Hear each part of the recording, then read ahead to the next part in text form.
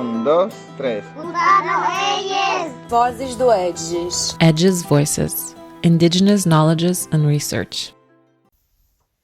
Hi, and welcome to the podcast Edges Voices, a podcast from the European research project Edges. I'm Isabel Araújo Branco, and today we'll talk about the documentation of the Yucatecan Maya Sign Language with Olivier Le Guen, professor at CIESAS, Centro de Investigaciones y Estudios Superiores en Antropología Social, Ciudad de México. Olivier Le Guen holds a PhD in Ethnology and Comparative Sociology. He works among the Yucatecan Maya of the Yucatan Peninsula. His research focuses on linguistics, anthropology, and psycholinguistics, integrating methods from anthropology, linguistics, and cognitive psychology. He is the coordinator of the Yucatecan Maya Sign Language Documentation Project, supporting by funding from CONACYT. He is one of the coordinators of Edges Work Package 3. Hola Olivier, bienvenido a nuestro podcast. Muchas gracias. ¿Nos puedes explicar qué es la lengua de señas maya yucateca y cómo nace también esta lengua? Sí, con gusto. Entonces es una lengua que se ha llamado emergente y básicamente surge porque en un pueblo indígena en Yucatán, o varios pueblos en este caso, nacen varias personas sordas. Con el afán de comunicarse con ellos, los hablantes de maya yucateco, en este caso, a veces también hablan español, pero son mayormente hablantes de maya yucateco, tratan de buscar como una forma de comunicarse con sus parientes sordos, muchas veces sus hijos, pero mayormente donde vemos que sí hay más desarrollo de la lengua es con sus pares, o sea, primos, hermanos, etcétera. De la misma edad. De la misma edad más que los papás. Ajá. Por razones culturales, que los papás no platican mucho con los niños. O sea, no es que no los aman y no los cuiden, pero pues no es como una práctica como muy común, pero entre pares sí. Y ahí básicamente inventan una lengua de señas. Lo que es interesante ahí es que cuando es una sola persona sorda, un niño sordo, una niña sorda, no hay como mucho desarrollo de la lengua. Claro. Pero cuando son varios sordos, que pueden ser en una familia o entre primos o en una red familiar, ahí sí vemos como que surge una lengua mucho más compleja. Ajá. Y mucho más rica en muy poco tiempo. Ajá. ¿Y las señas son de palabras o de letras o cómo funciona? Ajá, es muy buena pregunta. Entonces, toda mi investigación ha tenido como el objetivo de mostrar que muchas de esas señas vienen de la gestualidad de los mayas. También que vemos un poco en México. Entonces, muchos de los gestos que hacen los mayas cuando hablan, no son muchos de gestos ahí que se llaman de batuta en español, que hacen muchos los occidentales, para ponerlo así, sino, entonces que son gestos ahí como algo para modular un poco mi habla, insistir sobre algunos puntos, sino que son gestos que tienen que ver con la semántica del habla. Es decir, el señor va y se cayó y cortó con su machete o cortó con su hacha o así. Y entonces esos gestos icónicos y algunos gestos que llamamos holofrásticos, como ven, se acabó hace tiempo. Como el adiós. O como adiós, a cosas así. Que no necesitas decir que... Exacto, son una frase ya en sí. Uh-huh. Pues esos obviamente se reclutan entre los sordos, claro. Porque pues los hablantes lo tienen y los sordos pues también lo pueden ver entre gente que hablan y pueden entender más o menos qué están diciendo. Ajá, claro. Qué verdad, esas son más fáciles. Ajá, ¿no? Exacto. Y eso como que forma una base ya disponible. También muchos gestos que son más como icónicos, es decir, que la gente puede reconocer, pero no se usa así forzosamente todo el tiempo. Los sordos lo van reclutando y ahí también lo usan y lo forman como señas. Y de ahí y después inventan otros cuando pues no hay gestos que existen. Por ejemplo, por los colores, pues no hay palabras, pero no hay gesto. O sea, como se dice rojo, como muestras rojo, pues no. Sí. Entonces, ahí sí hay dos formas. O bien buscan como un color ahí, este color, ahí buscan en el ambiente. Sí. O en ciertos pueblos que ya tienen un poco más de vocabulario, ya desarrollan, por ejemplo, esto es rojo. Por los labios. Por los labios que son rojos. Ajá. Eso es negro, Ajá. porque Por el pues, la pelo. gente tiene pelo negro, pero yo también puedo hacerlo aunque no tengo pelo negro, ya se volvió como una convención. Claro. Y también otras señas que ya son inventadas y que los mismos enseñantes no saben realmente el origen. Entonces en un pueblo Nojkop es así, y en otro pueblo que es Chican es así. Y bueno, la gente dice, no, es que viene del Ipil y no sé qué, pero en realidad no todo el mundo está de acuerdo, ya como que se olvidó porque ya se vuelve como un lenguaje, porque se dice así, libro en español, porque así se dice, o sea, no hay como una forma. Latín, exacto. Sí. Ahora, la lengua de señas maya yucateca es distinta de la lengua de señas mexicana. Ajá. O sea, para empezar, no hay una lengua de señas universal, contrariamente Claro, a lo claro. que todo el mundo piensa. Vamos a empezar desde ahí. Claro. Y obviamente esas lenguas se desarrollan según unas tradiciones. Entonces, las lenguas convencionalizadas o nacionales, como se suelen llamar, empezaron en Francia y en España. Básicamente, lo que sucedió es que se juntaron muchos sordos en esas escuelas y empezaron ya a formalizar la lengua, a decir, bueno, ya esta señal, varios lo hacen de esta forma, otros de otra forma, pero vamos a decir, esta forma va a ser la señal para libro, va a ser una cosa, que sé yo, gato. Y de ahí como que se institucionalizó y se volvió como la lengua de señas oficial, digamos. De ahí se empezó a difundir en las Américas, también en Asia, aunque tuvieron otra tradición ellos. Y la lengua de señas mexicana pues origine a principio de la lengua de señas francesa. Y esa lengua pues ya se transformó en México, se adaptó a la sociedad mexicana. Pero la lengua de señas maya yucateca surge de los pueblos. De hecho, hace una generación en Nojkop y hace 2 generaciones en Chican. Es decir, que antes no había nada, nacieron los sordos y se inventó esa lengua. Y entonces surge realmente pues, casi de la nada. De la necesidad de comunicar. De la necesidad de comunicar, exacto. Y también del hecho de que los mayas sí usan muchos gestos icónicos y convencionalizados, y entonces eso ayuda. Así será más fácil para los mayas do que para otros pueblos de cualquier parte del mundo donde no hay tantas señas. Exacto, ajá. Eso es una cosa justamente que yo como hablante de maya me hizo fácil entender esa lengua, que como hablante de francés no tengo ni idea de cómo hablar o comunicarme con una persona sorda en Francia. Y me ha sucedido, o sea, y estoy así como no sé qué voy a hacer. Que con los mayas digo, no, sí, eso es caminar, eso es hacer tortilla. O sea, como que todo ese vocabulario yo lo tengo por ser hablante de maya o saber pasar mucho tiempo más bien en los pueblos. Y obviamente, pues los mayas mismos tienen eso. Ahora, para regresar al punto anterior, que no contesté, ¿verdad? ¿Cómo esa lengua surge ahí de la vida, digamos, cotidiana y no está vinculada, digamos, a una lengua escrita como el español o el francés? No hay deletreo. Entonces, no hay esa cosa de vamos a señalar ahí cosas con letras, porque pues el maya no está escrito, y la lengua de señas en realidad no tiene nada que ver tampoco con la lengua maya. O sea, están relacionadas porque están en contacto, pero no es una versión señada de la lengua maya. Entonces, eso un poco son las diferencias entre estas lenguas. ¿Y quién hablan o utiliza una de esas lenguas? Es difícil comunicar con quien conoce por las diferencias que decías, ¿no? De cómo la misma palabra Ok.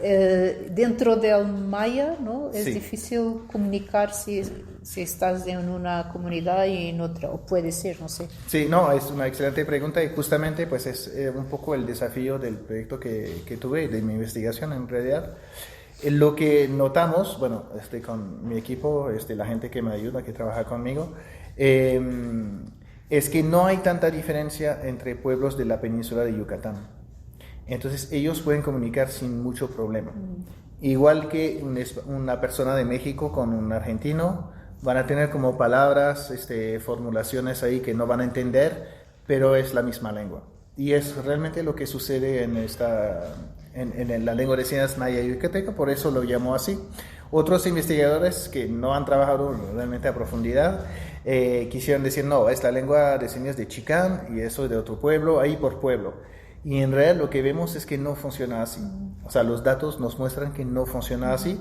En Chicán a veces hay más semejanza con lo que hacen los otros sordos en Oaxaca que con otra gente de otra familia del mismo pueblo.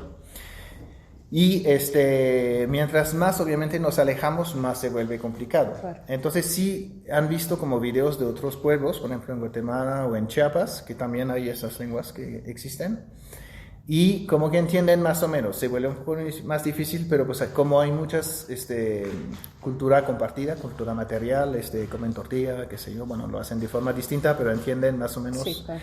Ahora, con la lengua de señas mexicana, No. nada. Y tuve la experiencia de traer a varias alumnas bilingües o trilingües, saben español, maya y lengua de señas, en conferencias con muchos sordos de lengua de señas mexicanas, y ahí sí dicen no entendemos nada. O sea, les dio la voluntad de aprender esa lengua justamente, pero nada que ver. Y ellos tampoco, o sea, entienden un poco, pero no mucho, ¿no?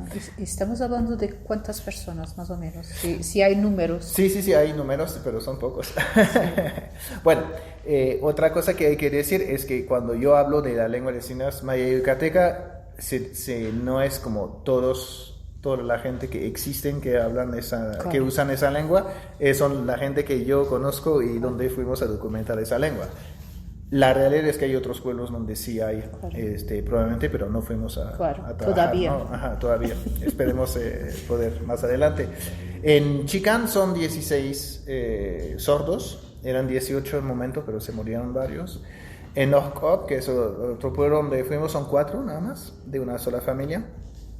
Pero su lengua, a pesar de ser 4, es muy desarrollada. Incluso señan más rápido que la gente en Chicán, que son más. También fuimos en otro lugar que se llama Trascoral, donde ahí sí son como 8 hermanos. Y ahí, a pesar de estar mucho, hay más divisiones, los hombres salen mucho, entonces la lengua como que no está tan desarrollada, digamos, en términos de vocabulario que en los otros pueblos. Y hay un pueblo que se llama Cepeda Perraza, que ha trabajado una estudiante mía, bueno, ya es colega mía, Josefina Zafar, pero hicimos muy poca investigación y ahí no quiero decir mentira, creo que son como alrededor de unas 8 o 10 personas nada más. Bien, así es. Entonces hablamos de poca gente sordas, pero lo interesante es que alrededor de esas personas, a pesar de que son 16 sordos, son como 300 personas que sí usan esa lengua. Claro. Y ahí es justamente lo que es fascinante, interesante y también un modelo un poco para las sociedades nacionales, o sea, las lenguas de señas nacionales, es que una mayoría de gente aprendieron una lengua por el beneficio de una minoría, que es muchas veces lo contrario, o sea, no sucede muchas veces eso, que una mayoría de hablantes aprenden una lengua para poder comunicar con unas pocas personas, ¿no? Sí, muy interesante. Y hablando sobre el proyecto de documentación de la lengua de señas maya yucateca, ¿cuáles son los objetivos generales? Bueno, tenemos 2 objetivos grandes. Uno que es como describir la situación sociolingüística, es decir, cómo es que nace esa lengua, un poco de lo que hablaba, de la cultura material, comparten una vida semejante, van a la milpa, tienen gallinas, puercos, qué sé yo. Y entonces, ¿y cómo es la relación con los hablantes de maya yucateco? ¿Cómo se desarrolla y se usa esa lengua? Y la otra parte es más bien sobre la gramática, es decir, pues cómo es la lengua, cómo funciona, cómo hablamos del tiempo, del espacio, cómo hacemos frases, y ahí, bueno, hicimos mucha investigación en las dos áreas, ya publicamos un gran número, como creo que 18 artículos y capítulos, y tenemos 6 tesis de doctorado y licenciatura que se han hecho. Y bueno, lo que me falta es terminar la gramática de la lengua de señas, pero bueno, que será muy difícil, ¿no? Pues no está tan fácil. Sí, me imagino. No está tan fácil porque bueno, como lo digo siempre, si bien presumo ser hablante casi de nivel nativo en maya,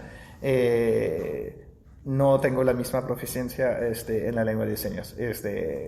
Por varias razones. Una es porque, bueno, obviamente cuando aprendí maya yucateco hay diccionarios, hay gramáticas, entonces, bueno, fue bien fácil, y fui mucho tiempo en hacer trabajo de campo, hablé solamente en maya, no había problema.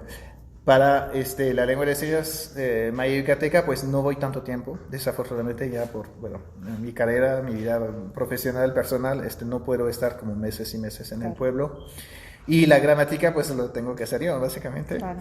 Entonces, obviamente se vuelve un poco más complicado el asunto. Pero por suerte tengo muchos colaboradores que son geniales, las mejores personas, y muchas personas que son trilingüe y que me han apoyado muchísimo en hacer transcripciones, en ayudarme con las preguntas que tengo, y los propios señantes y hablantes ahí que me han ayudado. Entonces, bueno, con eso ya voy avanzando y realmente he tenido todo el aporte de la gente del pueblo, lo cual estoy así infinitamente agradecido. Claro, porque es un trabajo que mezcla al menos antropología y lingüística, ¿no? Y lengua, y hay mucho de filología y antropología, ¿no? Sí, pues por mi formación, como empecé como antropólogo y después me fui más a lingüística o lingüística antropológica, pues ha sido como más natural para mí tener este proceso y entrar justamente más a través de la etnografía, de las conversaciones, convivir con la gente, que otras personas en otros lugares del mundo pues han venido más como desde un punto de vista más como de lingüística descriptiva o a veces de psicología cognitiva, y vienen, pasan unas horas en el pueblo, hacen sus experimentos, toman sus notas y se van. Y obviamente para mí, pues, no es algo que yo me siento cómodo en hacer. O sea, no critico, está muy bien, no hay ningún problema, pero no es como es otra forma. Claro. Ajá, no otra es forma como de trabajar. mi forma de trabajar. Yo voy ahí, me quedo, hago amistad con la gente, platicamos, y de ahí ya empiezo a trabajar más seriamente, a hacer las cosas. Entonces toma un poco más de tiempo, pero también, obviamente, pues tengo un conocimiento un poco más profundizado, digamos, de la vida cotidiana. Claro. Entonces, al final, hacemos el mismo trabajo y llegamos a las mismas conclusiones, esperemos, por lo menos, o el mismo conocimiento, pero pues son dos caminos un poco distintos. Y también, como yo he vivido mucho tiempo en comunidades mayas, pues se me hace fácil vivir ahí y estar y convivir con la gente. Entonces también eso obviamente ha sido un poco una ventaja, digamos, bueno, desde mi propio punto de vista ha sido una ventaja para acercarme así, porque la desventaja que sí tengo es que no tengo una formación de lingüística de lengua de señas. Entonces eso sí lo tuve que aprender y leer muchísimo y informarme mucho. Pero entonces, bueno, o sea, la ventaja que tengo, pues obviamente hay desventaja, y la gente que viene del otro lado, pues claro, están confrontando las siempre, mismas cosas. Sí, claro. ¿Y existen otras lenguas de señas emergentes? Sí, entonces en México, bueno, existen en todo el mundo y ha existido a través de la historia. Ahora, la otra pregunta es, ¿quién la documenta? O sea, cuál sean documentados, pues eso no sabemos y justamente eso es siempre la pregunta, ¿no? ¿Qué tanto hubo y qué tanto pues sabemos de eso? Y desafortunadamente sabemos muy poco, pero como ya se volvió un tema un poco más, o sea, que se tomó más en serio, ya tenemos como más investigaciones sobre esas lenguas que antes no se trabajaban, básicamente, que se notaron, o sea, se mencionaron, pero nunca se trabajaron. Y en México, pues tenemos la lengua de señas maya yucateca. En Chiapas hay una lengua que se llama lengua de señas que se ha llamado lengua de señas de Sinacantan, o Z, que ha sido trabajado por John Haviland, quien de hecho inspiró mi trabajo en la península. También en Oaxaca hay una lengua que ha sido trabajada por Lina Hu y Kate Mesh. Y en Guatemala, si cruzamos la frontera, ahí hay una lengua también que ha sido trabajada por Laura Horton, que es la lengua de señas de Ixil o Ixil. Que ella puso el nombre, o sea, la gente no tiene nombre para sus lenguas, somos nosotros que le ponemos nombre, por eso es. Claro. Y también hubo un poco de trabajo también en otra lengua acerca del lago de Atitlán.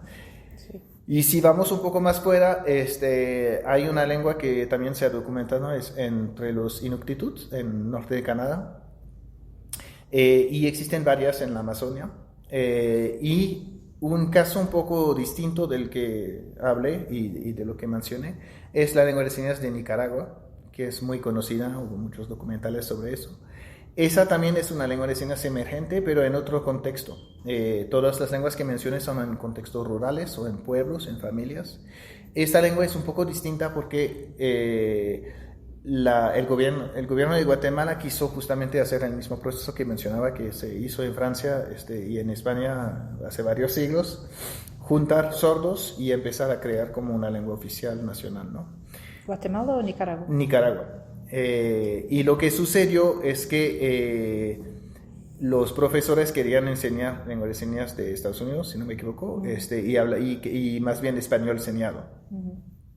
Lo que sucedió es que los chavos y las chavas que estaban ahí, pues empezaron más bien llegan obviamente con su propia lengua casera, porque tenían un sistema de comunicación con sus papás, sus parientes, tal vez lengua de señas de un pueblo, y entre ellos se crean su propia lengua. En otros aparte, afuera de las clases, digamos, fuera de la aula, ellos crean su propia lengua. Y pues tuvimos la suerte de tener varias colegas de Estados Unidos, mayormente mujeres, que vinieron y documentaron esa lengua a través de los años, y entonces tenemos muchos datos sobre esa lengua que también ha permitido justamente valorizar esa lengua y documentarla y thepromocionar y al final legitimizar esa lengua, ¿no? Y en el resto del mundo, pues también en Bali hay una lengua, Katakolok se llama, ahí sí se llama así, creo que quiere decir la forma de hablar con las manos o algo así en balinés. Y que ha documentado Connie DeVos y a otra autora que se me va el nombre ahorita, igual que me disculpe. Y esa lengua es bastante increíble porque tiene como 6 generaciones. Entonces sí se ha hablado desde mucho tiempo, tiene sus propios rituales para los sordos, etc. Y es como igual, sumamente integrada a la cultura local. Y también tenemos ejemplos en Tailandia, en Al-Sayed Sign Language, que está hablado al sur de Israel. Y hay varias lenguas también, en la Sibo en Costa de Marfil, en Côte d'Ivoire, se tiene que decir Côte d'Ivoire, que ha sido estudiado por colegas también de la Universidad de Leiden y también de África.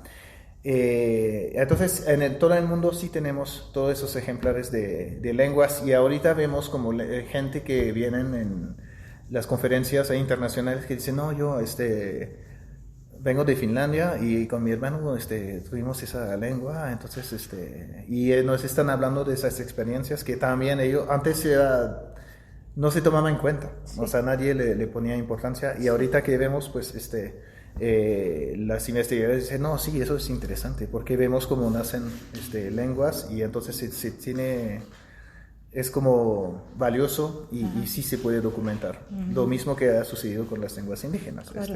Entonces estamos realmente en áreas como muy semejantes y problemáticas muy semejantes también. Sí. Sí, y así ¿cuál será el futuro de la lengua de señas maya yucateca o de otras que quieras hablar? Pues eso es difícil, o sea, es ¿Cómo- difícil. cómo Yo soy imaginar? investigador, Claro. no soy adivino, pero lo que ha sucedido, o sea, lo que podemos averiguar y proponer es que estas lenguas nacen y, o sea, se crean así con el nacimiento de personas sordas en un pueblo, varias mayormente. Y están realmente vinculadas con la sordera. Es decir, cuando se mueren esas personas ya desaparece la lengua. Claro, porque no hay necesidad de comunicar. Exactamente. Entonces, eso es como un camino que probablemente que tuvo lugar en muchas épocas de la historia. Obviamente, pues no se documenta, entonces no sabemos mucho, pero probablemente lo que ha sucedido, que nacen y desaparecen. Hay otro caso que es un poco distinto, donde tenemos lenguas que no son lenguas de señas para sordos, sino que lenguas de señas por oyentes. Entonces, en varias culturas, por ejemplo, en varias culturas de Australia, hay un tabú de hablar cuando alguien está de luto. Entonces, tienen que usar lengua de señas. También en las llanas de Estados Unidos, como había mucha diversidad lingüística, también se inventó esa lengua de señas muy famosa, que eso sí ha sido documentada desde el siglo XVIII, XIX, donde varias tribus, o sea, varios grupos indígenas, pues tenían ese sistema en común que usaba un poco para la cacería, pero también para comercio, para intercambios, y tenemos incluso videos de un general gringo, que aprendió esa lengua y que junto a varios grupos indígenas, o sea, de varios lenguas y varias partes, y tuvieron diálogo en esa lengua. Entonces, obviamente cuando nacen sordos en esas culturas, pues tienen ya una lengua que existe, aún no completa, o sea, obviamente porque pues no se platica de todo, Vale. pero tienen algo, y cuando mueren, pues la lengua sigue sin ellos, ¿no? Entonces eso es como otra configuración que pues no es la actual que tenemos aquí en México. Ahora bien, ahora con los esfuerzos que han hecho pues por su parte los investigadores, pero sobre todo los miembros de la comunidad, en este caso Merli Hao Koyi en Chicán, que ella es justamente trilingüe, que ha sido parte del proyecto, pues ya tiene su propio proyecto de valorar la lengua, hacer videos en YouTube, en Facebook, y ahí como que se tiene un poco más de esa idea de preservar esa lengua, porque al final es parte de su patrimonio cultural, o sea, de su pueblo, pero pues, de su comunidad, y tal vez en el futuro pues se va a conservar esa lengua por las iniciativas de los propios miembros de la comunidad. Eso veremos. Sí, claro. Última pregunta. ¿Cuál es la importancia del proyecto EDGES para el estudio y la divulgación de esta lengua y de este proyecto? Pues dentro de ellos vamos a hablar un poco más de la situación de las lenguas indígenas y de la educación. La lengua de señas maya yucateca va a ser un ejemplo un poco más, digamos, mínimo, en el sentido en que no está institucionalizada todavía. Pero sí podemos mostrar justamente lo que comentaba anteriormente de la integración de las lenguas minoritarias, digamos, en un ámbito más amplio. En este caso hablamos de lengua de señas en un contexto de lengua indígena, pero obviamente este modelo pues, se puede reproducir como lengua indígena en un contexto de lengua dominante o nacional. También la integración de discapacidad llamadas discapacidades. A mí no me gusta mucho este término, pero pues el hecho de que la gente esté sorda no es ningún problema, digamos, para los mayas yucatecos, porque pues son personas que nacieron como nacieron y tenemos que comunicar con ellos y no hay ninguna discriminación o ideología, digamos, en contra de eso, y buscan forma de comunicar con ellos. Entonces eso siempre como que por lo menos lo que hemos tratado en el proyecto es justamente valorar esta integración de los sordos y más bien la valoración de esa lengua en la comunidad para justamente como modelo para otras lenguas, otros contextos. En el caso de ellos, este proyecto lo mencionaré un poco, pero más bien vamos a trabajar más asuntos que van a tener que ver con la institucionalización de las lenguas indígenas y más bien cómo entramos con las lenguas indígenas en los medios más académicos. Y también que este proyecto también puede contribuir en cómo la investigación puede promocionar y promover y valorar y dignificar ciertas lenguas indígenas en México y pues en el mundo. Muchas gracias, Olivier. Obrigado, gracias. Thank you to those who listen to us. We'll be back soon with new talks. See you then. Edges Voices, Indigenous Knowledges and Research.